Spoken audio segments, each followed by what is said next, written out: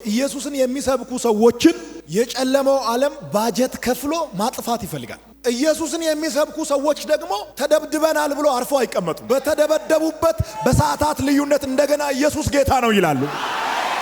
ከወደ ወላይታ አንድ ተረት አለ። ቃሉ በወላይተኛ ነውና በአማርኛ ለማረክ ከሞከርኩ መመለሻ ይጠፋል። ወላይተኛውን በወላይተኛ ልባል።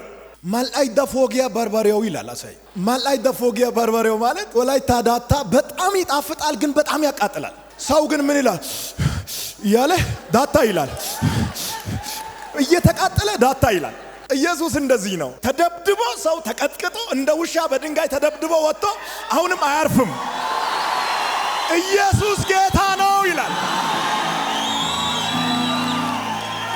ማልአይ ደፎጊያ በርበሬው የሚለው በአማርኛ ማለት በጣም አስቸጋሪ ስለሆነ ማልአይ ደፎጊያ በርበሬው ብላችሁ ጎግል አድርጉ። ጎግሉ ትራንስሌት ያደርጋል። እየተደበደብክ ከጉባኤ መካከል ጆሮ ይዞ እያወጡ ከሰዓት በኋላ እንደገና ኢየሱስ ጌታ ነው ትላለህ። እንደገና ኢየሱስ ቤዛ ነው ትላለህ።